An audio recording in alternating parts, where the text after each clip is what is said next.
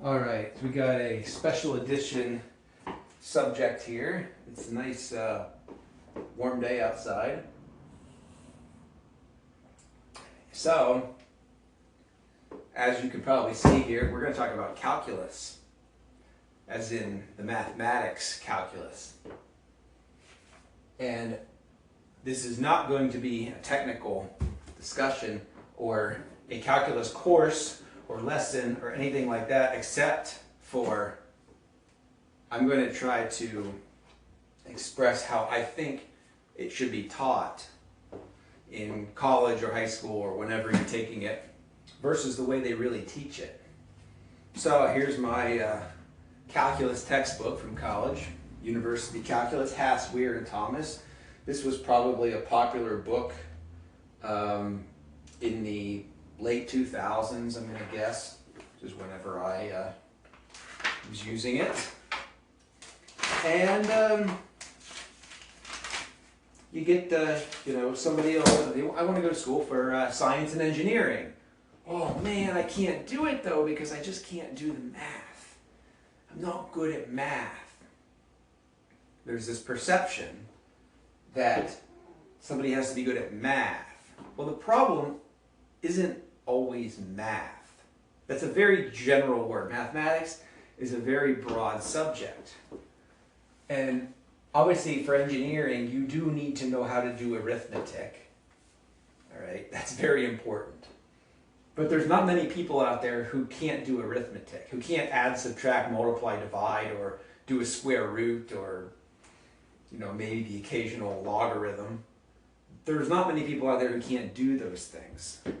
But many, many, many people very, very much struggled with algebra starting in middle school, and then going into trigonometry, and then finally calculus. What's the problem? Right? There's a lot of problems here. So I took algebra, hated it, could not stand algebra. Right? I understand what it does and what it's for, and it is useful, but it's only useful to a point in most people's everyday lives. And even in engineering, we use algebra, when we need to rearrange an expression or switch things around. Algebra is basically just mathematical manipulation. It's a mathematical game of chess. And that might seem great. Oh, if you're a nerdy kind of person, you might love chess. People often might think that I am nerdy. The fact of the matter is I cannot stand chess or card games or most video games. So I'm kind of a little bit different in that way. And that really plays into this issue of what we're going to deal with here right now with calculus. So, when you go to college, go to get a bachelor's degree in engineering, pretty much anywhere in the world, you're going to be forced to take calculus. It's just the way it is. And there is a basic level of competence that they expect for you to go through those courses in order to get your degree. And it's very annoying because I did not do well in calculus for a lot of reasons, which you'll kind of figure out as I talk about it. But this is an extremely, with the way that it is taught in universities, at least from what I'm familiar with, is very much like, okay, that's the best way to describe this without being offensive. It's like a religion, right? This is like I'm gonna convert to Catholicism. All right, there's a set of rules you need to follow.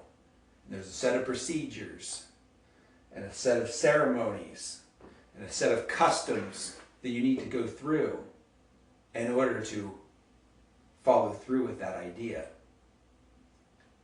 And many people are very, very good with that. They love that idea. Oh, yes, it's a very well-defined routine that I'm going to have to go through in order to join this religion. And there's a lot of people like myself who do not work in that way. All right. I look at problems in this book for the most part, and there is absolutely nothing in here that I find entertaining or interesting or helpful, or 1 over cosine sine to the negative 1 at x. Theorem 4, function of u equals cosine of u. Inverse function relationship, y equals secant inverse secant x, secant y equals x, d over dx, secant y equals d over dx x. Chain rule, rules, rules, rules. It's all rules. It's all these just process. You want to do this? You follow this verse, okay, in the Bible. You go to this, you do that verse. And you read that Bible and you study it. And it's all these verses and it tells you exactly what you need to do to live your life, right? No way. All right? Not for me. But I'm going to school for engineering. I'm not going to school for calculus. But you have to know calculus to do engineering, right? Sort of. You don't have to solve differential equations with an entire blackboard filled up with y prime plus a n to the negative 1. You don't have to do that. Right? There's very little in the world that I've ever come across where in order to figure out how the system works and make it do what you want to do, that you have to solve this kind of math. This just seems to me like a pursuit in and of itself. And I didn't go to school to learn how to do this. I went to school to learn how to design a chemical reactor or a wastewater treatment plant or a power system for something or whatever it might be. How do I convert natural gas into hydrogen?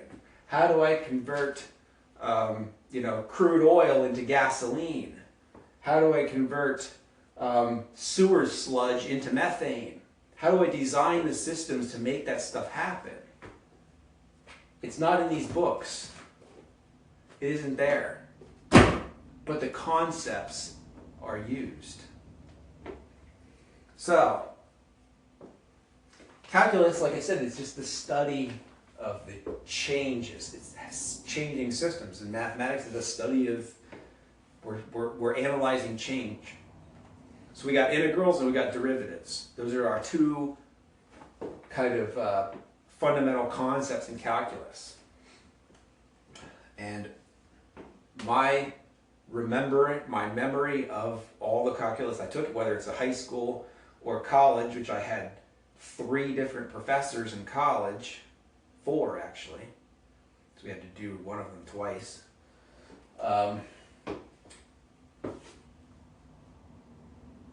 Just did not seem to convey the applications very well.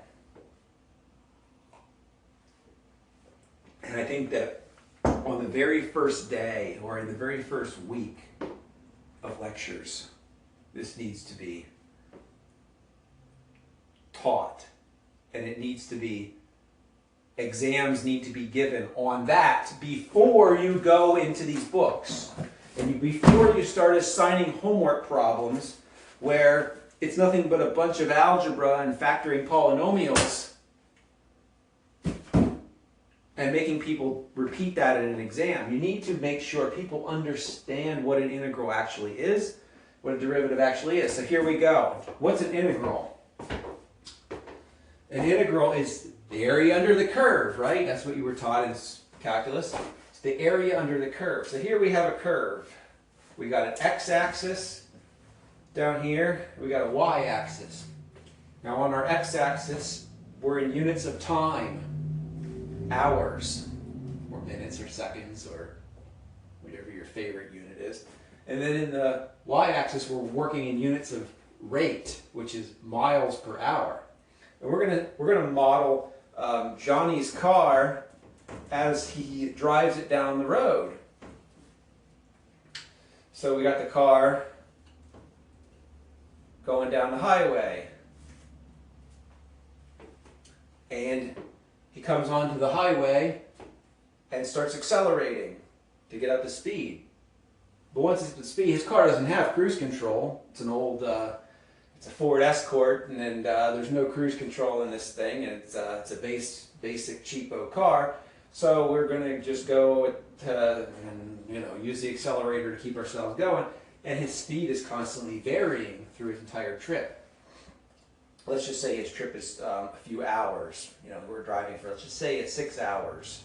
He's driving some pretty good distance. So he starts off and, going slow, speeds up to highway speed, does a little variation, and then comes off the highway and comes to a stop once you get off the road. So the only data we have, we know how long he's driving, and we know the speed at which he's driving every hour. The average speed, or whatever, rate, miles per hour. So what's the integral? That area under the curve, right? How does calculus apply to a problem like this? I want to know how far Johnny went. I know how long he was driving for. And I know at every point in time how fast his car was going. I want to know how far he went. I want to know how many miles he drove. Well, let's take this curve and let's divide it up into slivers. Well, at 1 hour, he was going 50 miles per hour. At 2 hours, he was going 55 miles per hour. At 3 hours, he was going 60 miles per hour. At 4 hours, he was going 55 miles per hour. At 5 hours, he was going 57, 58, 59, 71. He had to pass somebody here. He went faster. And we get all the way to hour, say 6 over here. And he's going 0. He's stopped. He's done with this trip. Well, we turn our crazy integral into multiplication. So all we got to do is we multiply the time interval. We split this up into intervals. Let's split it up into intervals. Let's just say 1 hour to make it easy. So we have 6 intervals. Actually, 0, 1, 2, 3, 4, 5, and then 6. But there's 1, 2, 3, 4, 5. There's 6 intervals. And each of those intervals has a speed associated with it. All we do is we multiply the speed by the 1 hour, because we're measuring it in miles per hour, and our time is in hours. So if we know he was going 50 miles per hour at hour number 1, he went 50 miles during that hour. If he was going 70 miles per hour at hour number 4, 4 times 70 is, 1 times 70, it's just 1 hour he was doing that. 1 times 70 is 70 miles. So 50 miles plus 55 miles plus 60 miles plus 70 miles plus 57 miles plus 1, 2, 3, 4, 5, 6 plus 50, let's just say the last hour was only 25 miles per hour, measure it here. You add that entire string of numbers up, and you've got the area under the curve, the magic integral, which is just the distance in miles that he drove the car. That's all an integral is. Out of all that torture that you get in solving all that algebra, this is all you're doing. It's just that instead of dealing with real-world data, you're dealing with theoretical expressions that could approximate or represent real-world data. You know, if you're doing the integral of like sine of x squared or something like that, you know, you're coming up with a area under that curve. All right. Now, let me just take the middle out of this. So you got your integrals. It's the area under the curve. So where would I apply that in other studies in engineering? Well, let's just say I have a water tank. All right. And I'm pouring water into that tank. And I want to know how long it's going to take to fill up the tank. Or how much water went into the tank. Or if I'm sending water through a pipe. Let's just say I'm sending water through a pipe. I'm providing water to a town. All right? And we're going to do this. We're going to be the water company. And we're going to provide water to your town. And we want to know how much water we provided in a day. But I don't have a flow meter that tells me how many gallons per day I'm providing you. I only have a flow meter that tells me how many gallons per minute I'm supplying the town. But I'm recording that number of gallons per minute every minute. So how would I figure out how much water goes out the entire day? This is a very common application of integrals. And let's just say this curve here represents the water demand of the town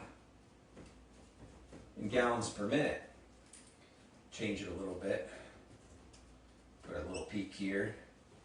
All right, so this is midnight, 12 a.m., 0 hours. And this over here is 11:59, 23:59.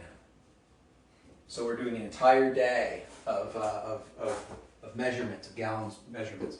We're doing gallons per minute of water that's flowing out into the distribution network for the town. And 12 a.m., you know, the flow rate might be, let's just say 100 gallons per minute, 100 GPM. But then 7 a.m. rolls around and everybody's getting up in the morning, taking their showers and flushing the toilets because they got to use the bathroom. We get a peak in consumption, and that number is, let's just say, 250 GPM. And then during the day, the water use kind of flows around. It has a little bit of a change here at noon, and then come evening, everybody washes their dishes or the night shower or shower at night. We go up to 200 GPM. And then midnight again comes around and we're at 105 GPM. How in the world am I going to know how much water was actually used during the entire day? Because it's so variable. I can't just average it, right? You know, like, how do you do this? Well, your flow meter is measuring gallons per minute. Minutes, right? A minute is nothing more than an interval of a day. So we know that in this whole day we have 1,440 minutes. And we just say, all right, well at minute number 1, we were flowing 100 gallons per minute during that minute. So how much water is that? 100 gallons per minute for 1 minute is 100 gallons. So we got 100 gallons in the first minute. And then in this minute here at 7 a.m., we were flowing 250. There's 250 gallons. And then finally at 23:59, in that minute, we were flowing 105. There's 105 gallons. So we add up 100 plus 250 plus 200 plus 105 and everything in between, all 1,440 data points, and we have the volume of water consumed by the town in that day. And that's an integral. So, this is how I finally became to appreciate calculus. Stuff like this. How about derivatives? Oh, derivatives. dy over dx. Oh, yeah, you know. No. So, how is a derivative useful in a problem like this? Well, our water system needs pumps in order to provide the water to the town. But the pumps can only ramp up the flow rate so fast before you have a pressure drop. So when 7 a.m. rolls around and everybody starts turning their showers on and flushing the toilet, the water demand goes way up. And I want to know how fast is the demand for water increasing at 7 a.m. Because I need to be able to size my pumps so that they can supply that increased flow rate without having a severe pressure drop in the system. Because I don't want my customers to complain that their shower's lazy because they don't have enough water pressure. Or I need to make sure my water towers can have enough volume to handle the fluctuation in flow due to changes in demand. So, derivative is the slope of the tangent line, right? How much slope is on these lines here? Oh, okay, they draw a line. The prof did this back in college. I remember it. It's the slope of that line at that point, right? Well, okay, so you know that at minute number 1, your flow rate is 250 gallons, or 240 gallons per minute. And then at the end of minute number 1, 59 seconds, your flow rate is now 250 gallons per minute. How much did it change over that interval? So that differential, or that infinitesimal, which we're using 1 minute of time, we had a change in flow from 240 to 250. That's a derivative of 10 gallons per minute per minute. 10 GPM per minute. That is a derivative. That is a rate of change in this system. So I need to make sure my water towers or my pumping system is capable of handling that rate of change to keep the customer happy. So they're getting good water pressure. 10 gallons per minute per minute. We need to be able to supply that because that's our peak ramp rate for demand. We can apply this to power, electric power. We can apply this to chemical changes in a chemical reaction. How many moles of substances are we creating per minute? In a chemical reaction, how fast is that reaction changing its rate of creating new substance or reacting? Temperature, degrees per minute. When we're ramping up and down a temperature, say if we're firing ceramics and we're making glass or we're making something like that, we need to make sure we control the temperature. If this number gets too high, we could damage our product. And when we instrumentate things and we measure this stuff and we come up with these numbers, we are using calculus. We're just not using it the way we did it in school. Now, there are example problems in this book where they describe stuff like this, but that was not the focus of the course, right? Whenever we talk about integrals, we use the thing, whenever I did this whole thing down here where I chose an interval of time and then added everything up, that is often described as Simpson's rule. And Simpson's rule was taught in calculus, but we spent like a day and a half on it. And there was one exam question, okay, out of the whole semester. And the rest of the exam questions was just solving algebra equations and rearranging symbolic strings of numbers and not numbers and letters, mostly Greek letters and Roman letters. So that's my feelings about calculus. It is a great, beautiful subject with tons and tons of applications, but what they teach you in school is not really what we use in industry. So if you're going into industry, you're probably not going to be encountering things like this very often. You're going to be dealing with problems like this. And Johnny's car, and the water company, the gas company, the using chemicals and treating waste, and running process and process control, PIDs, proportional integral derivative. They utilize calculus behind the scenes to control processes and maintain set points in systems. So that's basically it. I don't want to make it too long. But another way I think about calculus is a video or an old school movie film. So you got this reel of film, and it looks like you watch the movie on the screen, and it's moving, everything's moving, everything's changing. The picture is moving. It's moving like you'd see in real life, like as if these people were on stage in a theater. But in reality, what's happening is that reel of film is just nothing more than a set of 30 pictures that's being shown to you successively every second. So if a movie is playing at 30 frames per second, you're not really seeing a continuous real life picture. You're just seeing 30 pictures shown to you in 1 second.